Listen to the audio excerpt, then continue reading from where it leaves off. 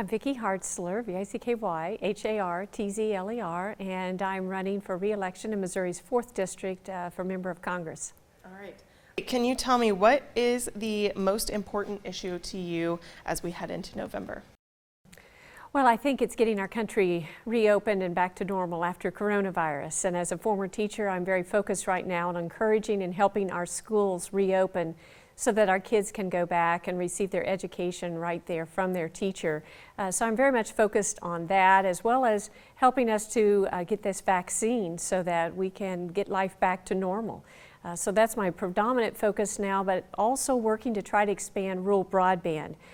Missouri is 49th in the nation in their speed of our internet and 41st in the nation as far as access. And many of my students in my district couldn't access their homework during coronavirus, and many parents couldn't work from home because there is no internet, and many of my senior citizens couldn't access the telehealth that we made available through Congress because they couldn't have the internet to access their doctor, and that needs to change.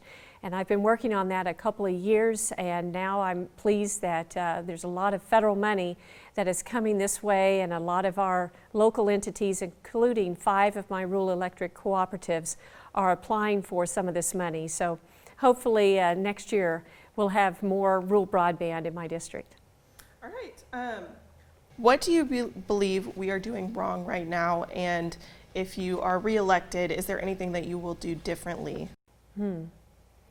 Well, as far as the coronavirus, I think as far as a nation, we're doing wrong as far as being scared, letting fear control our lives. We need to just look at the science and take actual decisions based on the real risk and the ramifications of that. And so it's important to keep things in perspective, to focus our efforts to come up with a vaccine and treatments like we are doing, but at the same time live our lives and enjoy the freedoms and the blessings that we have without being scared.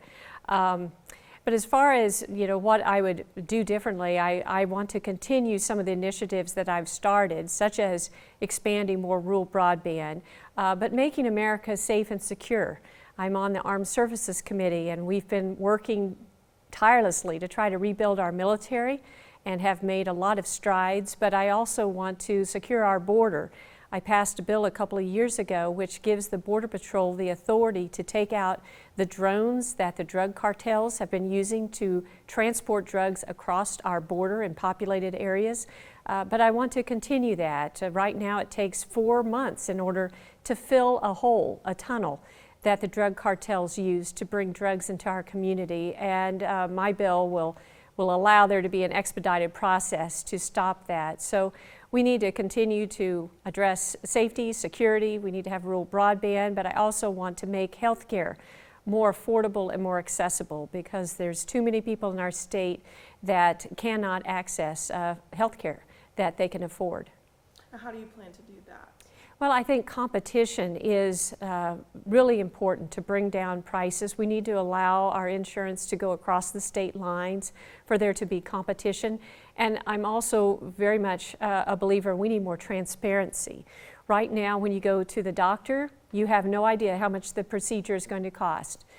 You don't know if you visited a doctor down the street, if it would be cheaper or not. And so I want to build on what President Trump has done, requiring our hospitals to post their prices, to do that for all of healthcare and certainly your local doctor, and let some competition take place, and hopefully we'll have prices go down as a result. Right. What do you believe is the most important for the 4th District? Well, most important, it's a cross between getting affordable and accessible health care and rural broadband because they're both a very, very high priority. And I've visited with parents in our district who for years have had to take their children to school an hour before school just so that their students can access their Google Docs homework because they have no internet at home. Our farmers need it for precision agriculture. Many of our town leaders say they have businesses contact them, say they want to come to the community because they appreciate our values and our work ethic. But once they find out we don't have high-speed internet, they say, sorry. I've talked to young people who want to stay in that community. They want to find a good job at home, but they feel like they have to move to Kansas City or St. Louis to find a good paying job. And if we had that high-speed internet, that would really be an economic boom for our communities. And that's why in the Farm Bill a couple of years ago, I passed 2 amendments to not only authorize more rural broadband through the Farm Bill, through the USDA Reconnect grant program, but also making sure that that grant money is spent on fiber and technology that's going to be at the speeds that are good for today and tomorrow. So my amendment requires the taxpayer money that is spent in these grants for rural broadband to have at least the technology level of 25 download and 3 uploads, so we're not wasting our tax dollars on something that's not very useful. And I had a couple other amendments there dealing with rural broadband, but total we've supported over $1.5 billion of more money coming from Congress for rural broadband. In the last CARES package, as far as the coronavirus relief package, we had over $100 billion for just rural broadband, and Missouri got $50 million of that, and the legislature just a month or so ago passed a bill sending that money to our local libraries, schools, and for construction of more broadband. So the money is starting to get here. I'm excited about it, but want to see it continued. All right. What do you believe is top of mind for voters right now? Economy, race, or COVID-19, and which is the biggest concern? Well, all of the above. I mean, it's hard to separate which is the most important, because people want to be healthy, they want their family to be safe and they're concerned about, obviously, the coronavirus. At the same time, they and I, all of us, are very concerned with what we're seeing on TV with the absolute chaos and destruction and rioting that is occurring in certain parts of our country. And we recognize that what happened to George Floyd and to others was absolutely wrong. And we need to listen to our American family, parts of our family that are hurting, that have some concerns and feel like they're not being treated fairly. But at the same time, we cannot condone this violence or use a tragedy as an excuse to better your own self and to loot and burn. And so that is a very, very real concern. At the same time, with what has happened with the shutdown and now reopening, people are concerned about the economy, but I think people are feeling more optimistic, as well they should, with the number of jobs that have come back, that schools are starting to reopen, and good wages and jobs are moving back into the good place we were before coronavirus. I think we all remember that just at the beginning of this year, we had record employment.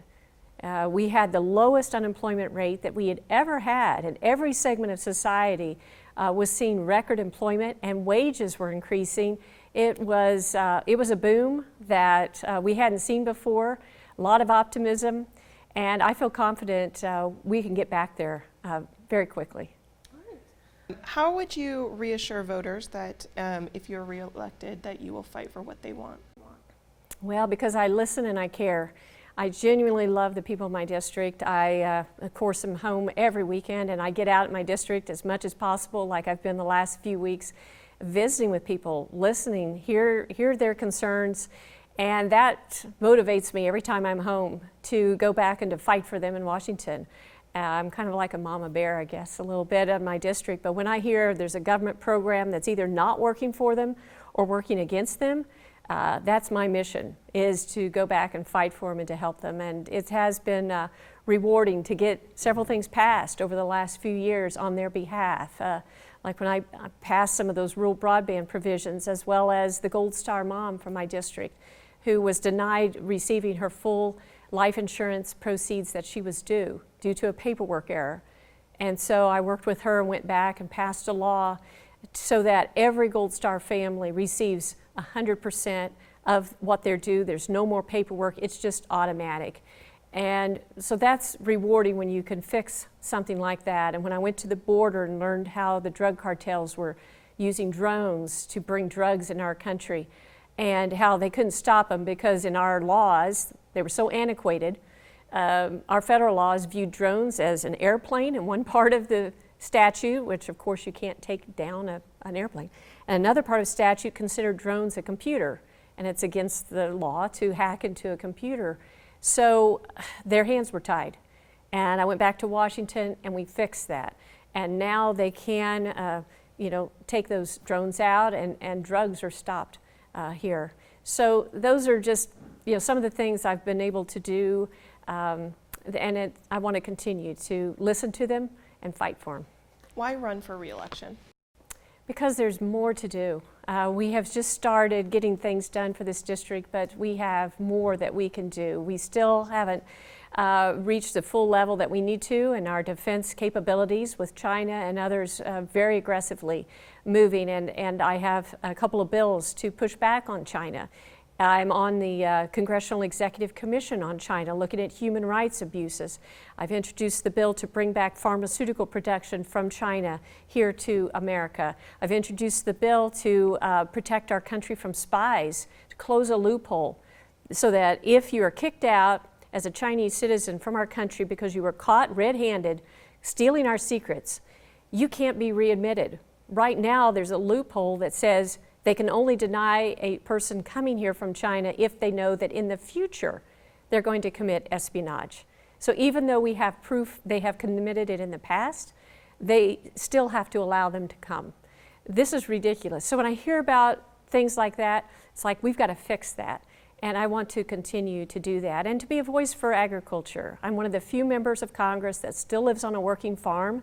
And I can tell you there's very few people in Congress who understand what it's like, both the challenges on a daily basis of being a farmer and rancher, but also just to understand how we care for our livestock. We care about the air, we care about the soil and clean water, and we need to shape laws that will help keep American agriculture strong. And I get to be there and help bring that firsthand experience and voice to Washington. So I hope I have that privilege, and certainly would like to ask people in my area for their continued support and their vote.